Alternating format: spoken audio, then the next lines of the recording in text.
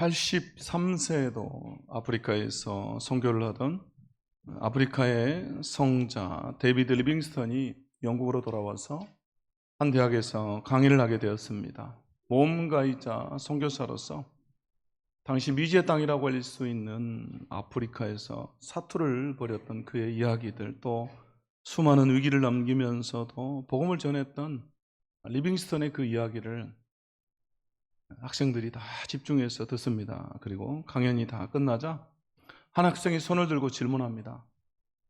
목숨을 잃을 뻔한 위기가 참으로 많았는데 어떻게 용기를 잃지 않고 계속해서 도전할 수가 있었습니까? 이렇게 묻습니다. 그때 리빙스턴이 이렇게 말합니다.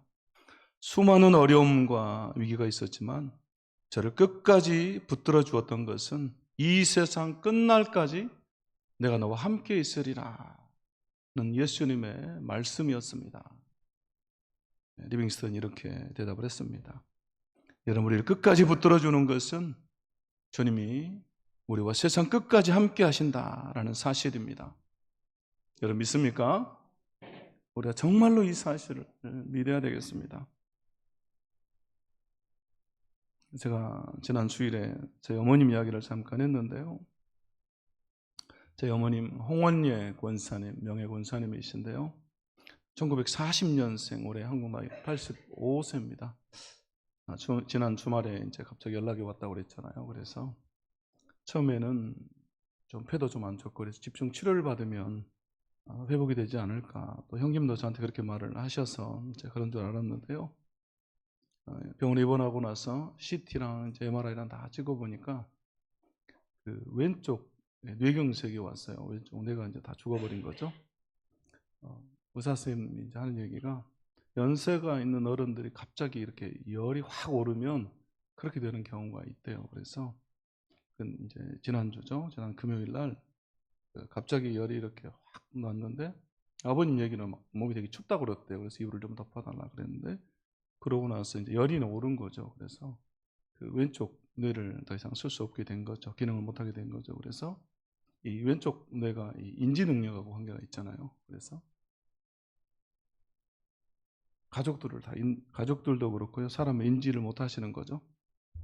그래서 이제 자녀들도 다 못 알아보고 또 말도 못 하시는 상황이 됐습니다. 그래서 그리고 이제 왼쪽 마비가 왔기 때문에 뇌경색이 이제 하얗게 나와요. 그래서 이 몸의 절반이 오른쪽이죠. 왼쪽 뇌이기 때문에 이쪽은 이제 전혀 못 쓰는 상황이 됐습니다. 그래서 이번 주에 의사 선생님 한 얘기가 가족들에게 준비를 해라.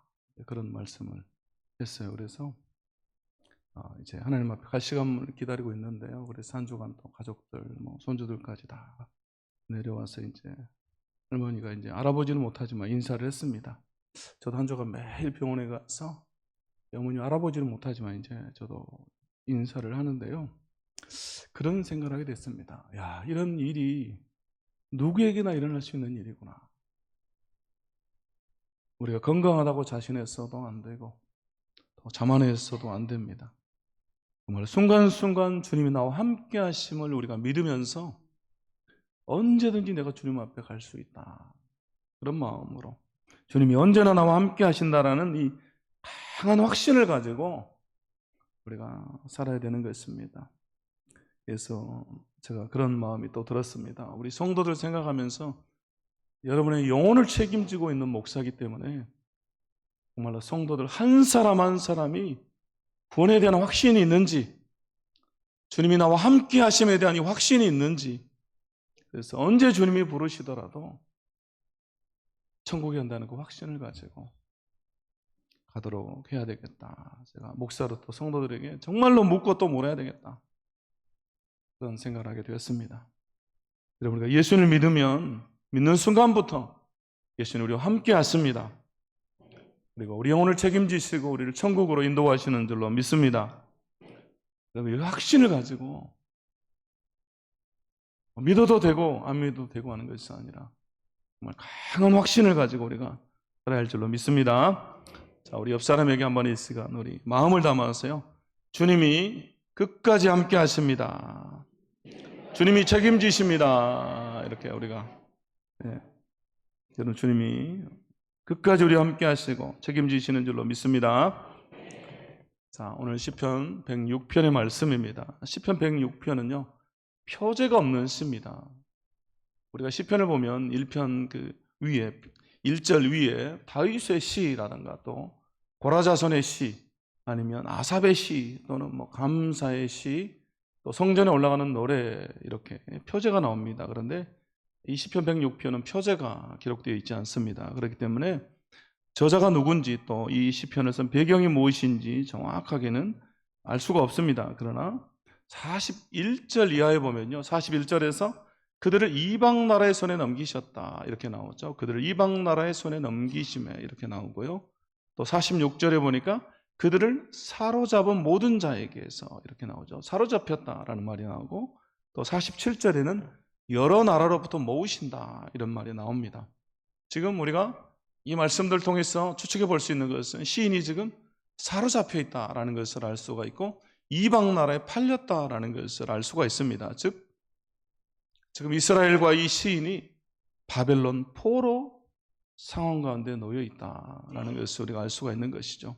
결국 시인은 나라를 잃고 이방의 포로가 된 상황 속에서 이 시편을 노래하고 있는 것입니다. 그러면서 자신의 정체성을 얘기하고요, 그리고 이스라엘 회복을 다시 한번 노래하고 있습니다. 그러므로 오늘 말씀 통해서 우리가 어떤 존재들인지 우리가 생각하면서 우리가 어떤 삶을 살아야 되는지 함께 은혜를 나누기를 원합니다. 자, 첫 번째로 우리는 어떤 상황에도 오직 하나님을 찬양하고 감사하는 자들이다 라는 것입니다. 오늘 1절 말씀 우리 함께 읽겠습니다. 1절 시작. 할렐루야, 여호와께 감사하라. 그는 선하시며 그 인자하심이 영원하미로다. 아멘. 자, 오늘 시편 106편의 첫 마디가 뭡니까? 할렐루야죠. 할렐루야. 그리고 맨 마지막 절인 48절도 할렐루야로 끝이 납니다. 여호와 이스라엘의 하나님을 영원부터 영원까지 찬양할지어다. 모든 백성들아 아멘 할지어다. 할렐루야. 할렐루야로 끝이 나죠. 시작도 할렐루야고 끝도 할렐루야입니다. 그러면서 1절에서 보니까 할렐루야라고 하고 이어서 여호와께 감사하라 이렇게 이어서 말하고 있습니다. 여러분 언뜻 보면요, 시인이 즐거움에 겨워서 행복해서 기뻐서 할렐루야 여호와께 감사하라 이렇게 노래를 하고 있는 것처럼 우리가 이 시편을 볼 수가 있습니다. 그러나 서두에서 말씀드린 것처럼 지금 시인은 여러분 어떤 상황 가운데 놓여 있습니까? 바벨론 포로 상황 가운데 놓여 있습니다. 그럼 이 바벨론 포로 상황이다라는 것은 어떤 의미입니까?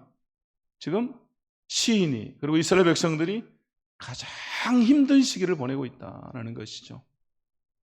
우리나라 일제 강점기를 여러분 생각해 보면 되겠습니다. 찬양과 감사가 나오기 어려운 시대라는 것입니다. 오늘날로 하면요, 지금 내가 하는 일도 잘 안 되고 사업도 어렵고 인생이 바닥인 거죠. 또 자녀들도 내 뜻대로 되질 않아요. 무엇 하나 내가 원하는 대로 되지 않는 겁니다. 생각하면 절망이고 고통이고 한숨뿐이고 눈물밖에 나지 않는 거죠. 도저히 찬양과 감사가 나오지 않는 그런 상황입니다.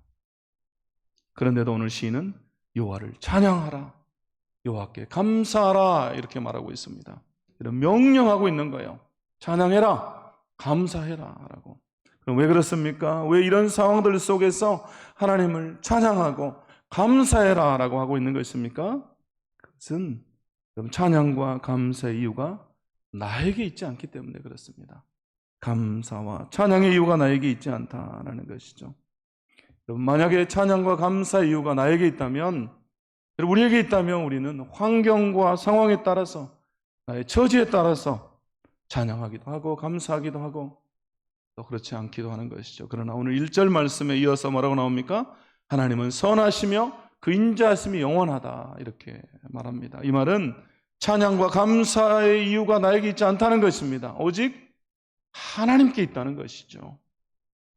그분의 선하심과 인자하심 때문에 우리가 하나님을 찬양하고 감사해야 된다. 그 말입니다. 그분이 그렇게 우리를 만들어 주신다는 것이죠. 여러분 힘든 시기를 지나고 있습니까? 계획된 일들이 뜻대로 되지 않습니까? 그럼 설령 그렇다 할지라도 우리가 하나님을 찬양하며 감사할 수 있기를 바랍니다. 우리 삶 가운데서 그분의 선하심과 인자하심이 여러분 나타나게 될 것입니다. 우리가 고백하고 찬양하는 대로 여러분 되는 것입니다. 여러분 나에게 감사의 제목이 있고 또 찬양할 제목이 있을 때 우리가 감사하고 찬양하는 것은 누구나 다 할 수 있죠. 그러나 참된 믿음, 참된 신앙, 올바른 신앙은 오히려 그 반대의 경우에 아무것도 없는 경우에도 오히려 감사하고 찬양하는 것입니다. 그래서 여러분 하박국이 그렇게 고백하죠. 하박국 3장 17절 18절에서 비록 무화과 나무가 무성하지 못하며 포도나무에 열매가 없으며 감람나무에 소출이 없으며 밭에 먹을 것이 없으며 우리의 양이 없으며 외양간에 소가 없을지라도 다 없는 겁니다. 아무것도 없습니다. 그런데 18절에서 이렇게 고백하죠. 우리 함께 읽습니다. 나는 여호와로 말미암아 즐거워하며 나의 구원의 하나님으로 말미암아 기뻐하리로다. 아멘. 이처럼 아무것이 없어도 하나님께 감사하고 찬양하면 우리 입술의 고백처럼 하나님은 감사가 넘치게 해주시고 우리가 찬양할 수 있도록 해주시는 것입니다. 그분의 선하심과 인자하심이 우리를 그렇게 만들어준다라는 것이죠. 그래서 여러분 이것을 우리가 뭐라 그럽니까? 선불감사 그러죠. 선불감사. 여러분 선불감사 아시죠? 들어봤습니까? 선불감사. 예, 우리가 미리 선불로 감사하는 거예요. 제가 부목사 때 이제 선임 목사님, 안 목사님 계실 때 한 10년 좀 더 된 것 같은데요. 그때 우리 교회 그 간증 집회를 한번 했는데 그 되게 유명하신 선불감사 집사님이라고 오셨어요. 여러분 기억이 나십니까? 기억이 안 나죠? 여러분 뭘 기억하고 사십니까 도대체? 저는 이렇게 10년 선교 갔다 와서 다 기억하는데 그분이 오셔가지고요 어떤 간증이었냐면 자기가 일이 너무 안 되고 너무 힘들어서 하나님께 선불감사를 했다는 거예요. 미리 하나님 주실 줄 믿고 감사합니다. 응답 주신 줄 믿고 감사합니다 하면서 감사의 예물 드리고 했더니 하나님 복을 주셨다. 미리 감사했지만 하나님이 그대로 역사해 주셨다고 하면서 그분이 제가 기억하기로 막 이쪽에서 그 부흥 강사들 보면 이렇게 막 왔다 갔다 하시잖아요. 근데 그분 제 기억으로 이쪽에 서가지고 막 그 열변을 토하셨던 그 기억이 있어요. 좀 가끔 또 강대상에도요 감사 예물 드리는 어떤 분들이 그러세요. 주실 줄 믿고 응답하실 줄 믿고 감사합니다. 이런 분들이 있어요. 선불 감사하죠. 미리 감사하는 것입니다. 또 선불 찬양이다. 이 선불 찬양이란 말은 잘 안 쓰는 것 같아요. 근데 제가 그냥 붙여본 겁니다. 선불 감사처럼 미리 하나님이 주실 줄 믿고 그분을 찬양하는 거죠. 미리 하나님께 영광을 돌려버리는 겁니다. 아무것도 없어도 아직 응답이 오지 않았어도 하나님을 찬양하는 거예요. 오늘 하박국이 그러잖아요. 없어도 내가 하나님을 찬양합니다. 이 시편 106편의 시인이 바로 그런 겁니다. 그 절망스러운 바벨론 땅에서 찬양과 감사를 통해서 절망의 언덕에 소망의 집을 짓고 있는 겁니다. 여러분 믿음이란 절망의 언덕에 소망의 집을 짓는 것입니다. 찬양과 감사로 기도로. 그래서 여러분 우리도 더 찬양하고 감사하는 자가 되어야 됩니다. 여러분 이 시대가 찬양이 사라지고 감사가 사라지는 시대예요. 세상이 온통 부조리하잖아요. 갈등뿐이고 전쟁에 대한 소문뿐이고 현실이 어렵기 때문에 찬양이 사라지고 감사가 사라집니다. 또 하나님의 전능하심을 우리가 믿지 못하기 때문에 하나님의 신실하심을 우리가 믿지 못하기 때문에 감사가 사라지고 찬양이 사라져요. 사랑하는 성도 여러분, 우리는 이런 때일수록 우리가 다 의도적으로 하나님을 찬양하고 감사해야 할 줄로 믿습니다. 그럴 때 절망이 소망으로 바뀌는 것입니다. 우리는 절망의 언덕에 소망의 집을 짓게 될 줄로 믿습니다. 두 번째로 성도는 하나님의 백성들 우리는 어떤 상황에도 하나님의 이름을 부르며 간구하는 자들이다 라는 것입니다. 여러분 우리는 어떤 상황에서도 기도할 수가 있습니다. 하나님의 백성은 간구할 자격이 있는 사람이에요. 자, 오늘 4절부터 5절 말씀 보시면요, 이것은 간구고 기도입니다. 4절에서 여호와여 주의 백성에게 베푸시는 은혜로 나를 기억하시며 주의 구원으로 나를 돌아보사 내가 주의 택하신 자가 형통함을 보고 주의 나라의 기쁨을 나누어 가지게 하사 주의 유산을 자랑하게 하소서. 시인은 하나님 앞에 간구하면서요, 처음 시작을 여호와여라고 시작하고 있습니다. 하나님의 이름을 부르죠. 우리가 기도할 때 주여라고 부르는 것처럼 여호와여라고 불러요. 주의 이름을 전심으로 부르는 것입니다. 우리가 사람에게는 진심으로, 하나님에게는 전심으로. 다시 한번요. 사람에게는 진심으로, 하나님에게는 전심으로. 우리가 하나님의 이름을 부를 때 단 한 번을 부르더라도 여러분 전심으로 우리가 불러야 되는 것입니다. 마음을 다하고 목숨을 다하고 뜻을 다하고 힘을 다하는 것이죠. 역대하 16장 9절에서 여호와의 눈은 온 땅을 두루 감찰하사 전심으로 자기에게 향하는 자들을 위하여 능력을 베푸시나니. 전심으로 자기에게 향하는 자들. 전심입니다. 전심. 여러분, 하나님 어떤 사람에게 능력을 베푸십니까? 하나님 어떤 사람에게 기적을 보여주세요? 하나님 어떤 사람의 기도에 응답하십니까? 전심으로.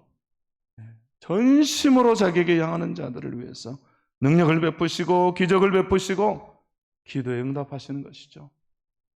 전심으로. 그래서 우리가 기도할 때 단 한마디를 기도하더라도 우리가 전심으로, 예배할 때 단 몇 분을 예배하더라도 여러분, 우리는 전심으로, 찬양할 때도 우리가 단 한 구절을, 단 몇 소절을 우리가 부르더라도 전심으로 우리가 하나님께 드려야 됩니다. 지금 시인은 여호와여라고 외치면서 전심으로 하나님께 간구하기를 시작합니다.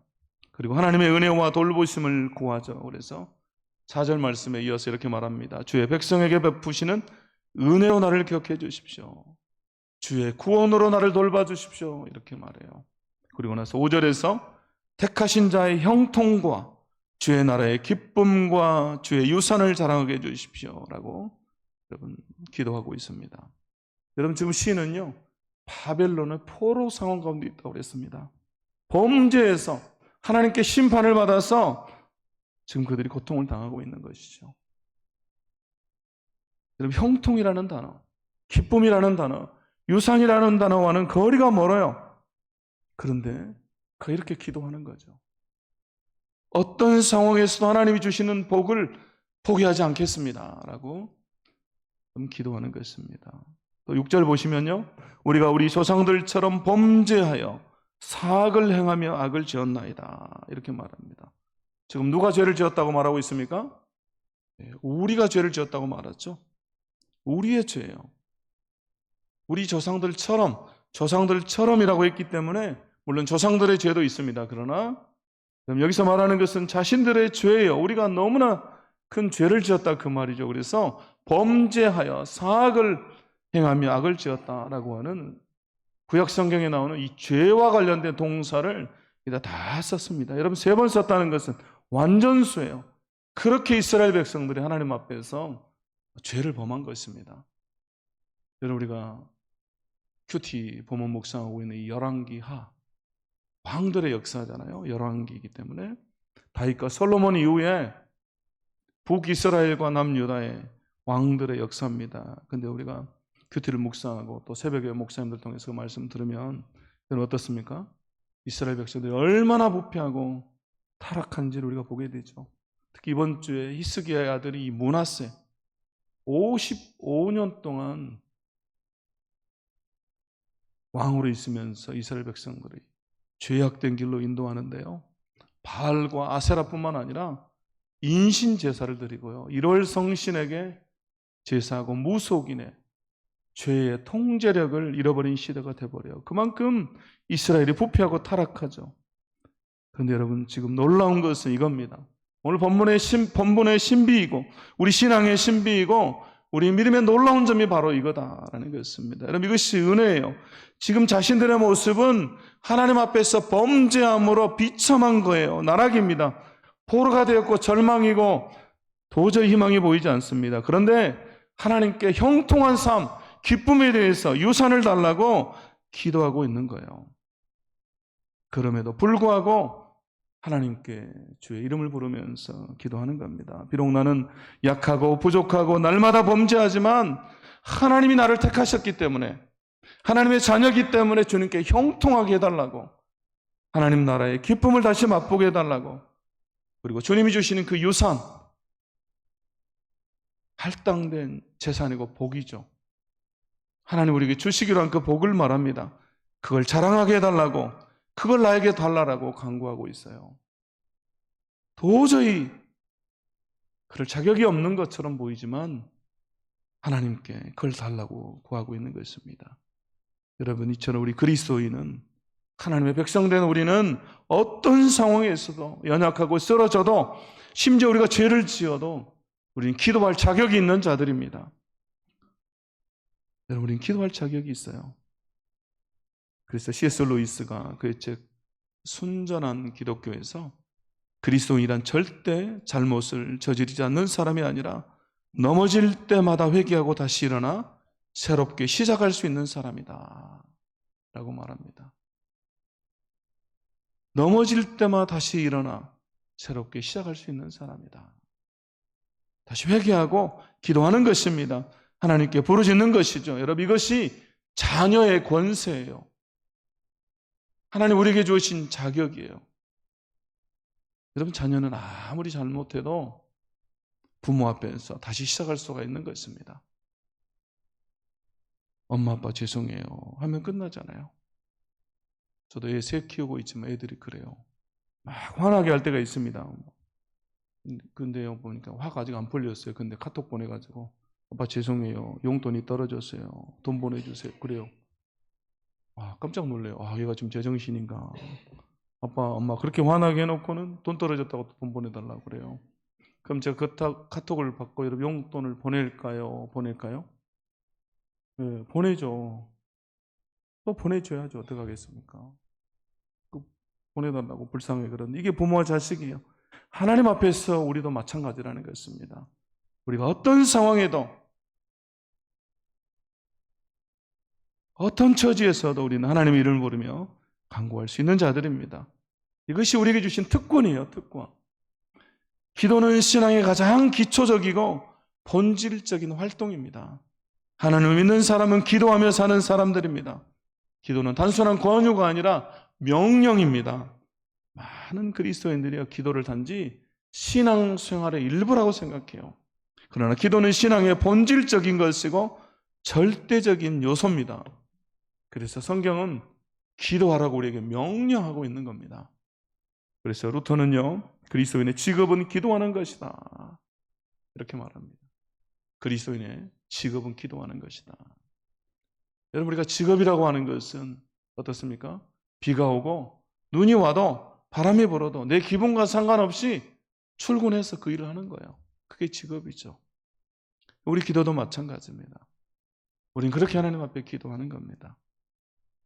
결국 오늘 본문에서 이 시인이 하나님께 이렇게 기도하는 것은 여러분 어떤 의미입니까? 지금 자신의 어려움, 현실의 어려움을 초래한 것은 자신들의 죄악이고 자기들 때문이지만 다시 한번 하나님께 은혜를 구하는 것이고 다시 시작하게 해달라는 거죠. 절망을 희망으로 바꿔달라는 것입니다. 그러므로 결국 우리가 기도한다는 것은 다시 시작한다는 것이고 절망에서 희망으로 전환된다는 것입니다. 그래서 우리가 낙담하고 주저앉음을 기도의 무릎으로 전환할 수만 있다면 여러분 그 끝은 시작으로 바뀌는 것입니다. 그래서 여러분 우리는 기도해야 돼요. 그리고 함께 같이 기도해야 됩니다. 그래서 교회 나와서 기도하는 겁니다. 혼자 잘 안 되잖아요. 그래서 함께 같이 기도하는 거예요. 이번 주에요, 뜻밖의 인물을 만났습니다. 제가 자주 만나는 사람이 아닌데 갑자기 저에게 그래요. 목사님 위해서 기도하고 있습니다. 그렇게 말해요. 제가 근데 너무너무 위로가 됐어요. 목사님 위해서 기도하고 있습니다. 그럼 그 한마디가 큰 힘이 됐습니다. 여러분, 지난 주일에 말씀을 전하면서 함께 기도할 동역자가 있는 것이 복이다 라고 말씀드렸습니다. 여러분 기억이 나십니까? 함께 기도할 동역자가 있는 것이 복이다. 제가 그러면서 그 간증도 했죠. 제 은사 교수님이었다. 대만에서 유학생을 하다가 사고가 나서 다리 수술을 하는데 하반신이 완전히 마비돼서 수술을 하는데 아무도 없는 그 타지에서 힘들게 수술하는데 자기 곁에서 자기를 위해 찬양하고 기도해 주던 그분들을 생각해서 복음을 전한 제가 그 간증을 잠깐 나누었습니다.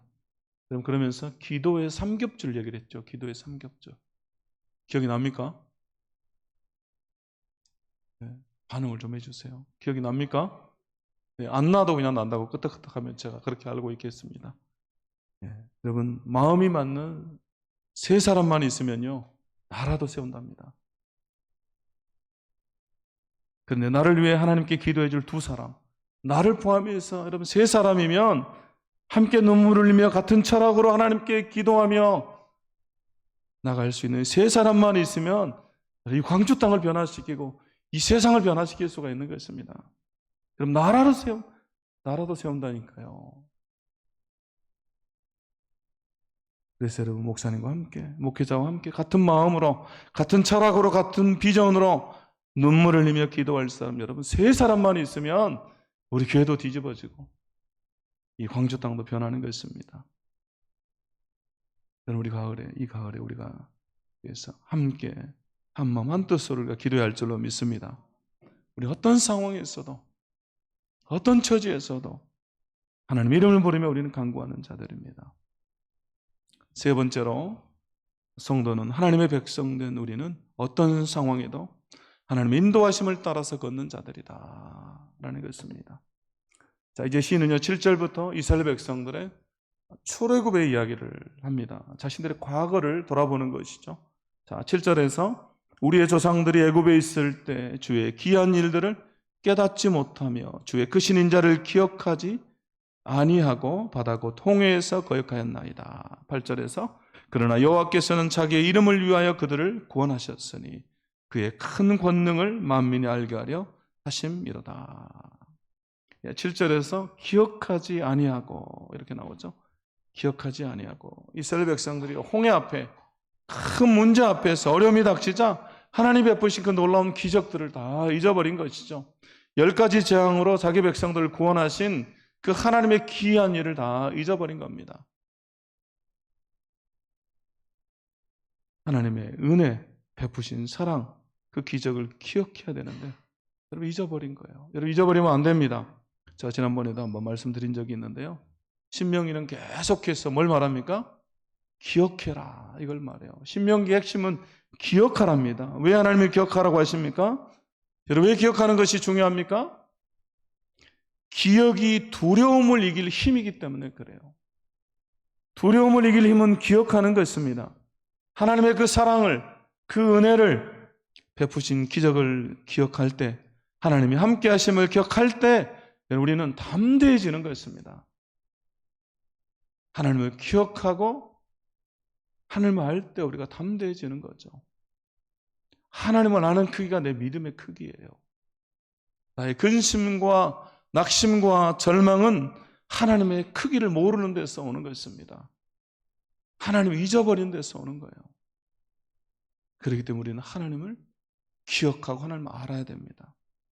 오늘 이스라엘 백성들은 애굽에서 나올 때 베푸셨던 그 기적을 다 잊어버렸어요. 그래서 홍해 앞에서 두려운 것입니다. 그리고 하나님을 거역하죠.